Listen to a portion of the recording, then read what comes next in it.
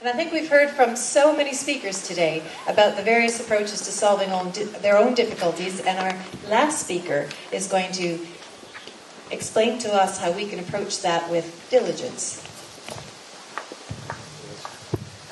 Andrew Mackichan and myself worked together 20 years ago, and we both had ideas that one day we'd have training companies and develop, inspire and motivate and do things, make people feel passionate about life, and here's someone who has fulfilled all of that passion. Andrew Mackichan, not forget. I think before I start, I usually call in the training business the post-lunch spot, the graveyard shift. I think the final spot today is the graveyard shift because you're all itching to get up the hill. Therefore, what I'd like you to do is all please stand up. Now, what I'd like you to do, please, is to look to your left and to your right. Okay? Make contact with somebody you've not connected with yet and go and give them a hug. Let's have a group hug to start.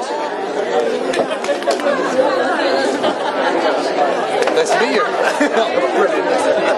When you've done hugging, you can sit down and save the rest of those hugs for later. At least you've got at least 2 done.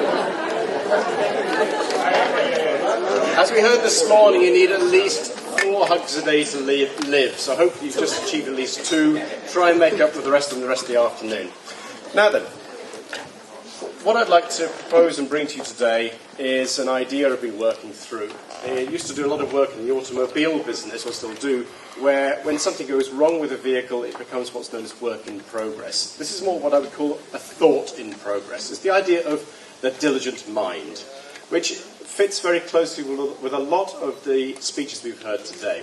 But to start with, what I'd like to do is to put you into a country which has only recently opened up to the outside world. Previously a very closed country, not really well known, had a political system that did not allow much interaction with foreigners, that also made sure that the outside world was closed, that the kind of things that were allowed or not allowed were closely prescribed, that basically is effectively a one-party state. This country also then went through tremendous change in these previous 30 years, change which allowed massive influx of new ideas, massive influx of money, enormous growth, at least 10% economic growth per year.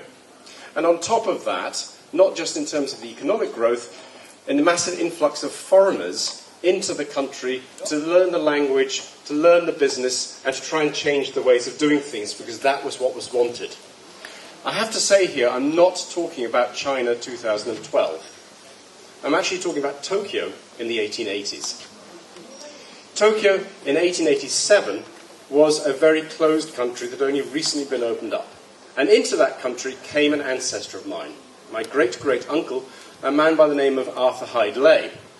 Arthur Hyde Lay actually came from quite an interesting family who had long contact with China.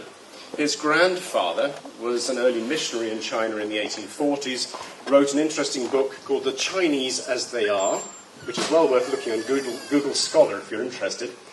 His uncle was a man called Horatio Nelson Lay, who established the Chinese Customs Service, the Imperial Maritime Customs Service, and was the first Inspector General. Anyway, Arthur Hyde Lay grew up in Fuchao in China, which is now I think called Yantai, on the coast, and grew up as a bilingual individual, went to school in England, and then came back to own work in the British Diplomatic Service. Now, the British Diplomatic Service, being very clever like it is, decided, we have this fantastic Chinese speaker, where should we send him? Tokyo. So he went off to Japan. Being a Chinese speaker, of course, what he then decided to do was try and learn Japanese. I should at this point just show you actually what he looks like, just to get some idea of the man. A fine figure of hair. Arthur Hyde Lay actually then spent the rest of his life working in Japan and Korea. Learned Korean within 2 years, surprise, surprise. But he also became an extremely eminent Japan scholar as well as a Korean scholar. Now, the reason I'm talking about him has a lot to do with the idea of diligence, because in 1897, he published this book. And the book is called Chinese Characters for the Student of the Japanese language. Imagine this. A British guy writing a dictionary of Chinese characters, kanji characters, for people who want to learn Japanese. It has 4,000 characters in it, and he has very diligently put this together. I just want to read one or two words from the introduction.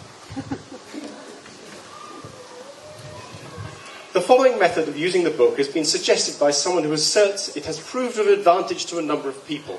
That's what you call British understatement. Now, this is the key point. The student adopting it will, at the end of 2 years, have no difficulty in writing to dictation or giving the meanings of all the characters contained in this work. And there are a lot of them. Now, I'll just read that again. The student adopting it will, at the end of 2 years. That's the key part. Diligence is required if you want to learn Japanese, is his point. And diligence here means not just actually being able to download something from the internet, which of course did not exist when he wrote the book, but it's actually being able to think beyond things, being able to understand what really is required to effectively and efficiently put something into application. And this is my idea with the diligent mind. The idea being that there are really 4 key areas that are required for diligence. But before we come on to that, why is it important? In a number of areas of life and business today, we see lack of diligence. Politics is today largely about sound bites. The Iraq War in 2003 would not have taken place if there had been a diligent explanation and discussion and understanding of the so-called evidence about weapons of mass destruction. Economics. It's amazing now suddenly, 3.5, almost 4 years after the global economic meltdown, suddenly all these books are coming out by eminent finance guys saying, I told you so. Well, you didn't. If you knew about it, why didn't you diligently try and do something? At a technological level, I must say I find at times the whole idea of multitasking difficult, the ability to sit and tweet and speak to somebody on the phone at the same time as trying to hold a meeting. It's a big challenge. And I think this idea of depth and depth of understanding is challenging a lot of people in terms of connectedness. There's also the whole issue now of the so-called millennials, the generation Y, people born after the 1980s, and I guess there are a few of you around in the room, who are now coming into the workplace, who apparently, according to studies, have an attention span of 15 to 20 minutes. Congratulations, you've done very well today. The most recent study I heard from PwC actually says that it isn't actually 15 to 20 minutes, it's actually 32 seconds. Now, one good family member of mine actually has an attention span about the same. Also, especially when food's involved. So the idea of the diligent mind is about saying, it's about application. How do you go about applying yourself in a way that you make sure that something gets done in a diligent manner? There are 4 key elements, I believe, and some of them have been touched on already today, directly and indirectly. The first one is this idea of focus, having a clear focus.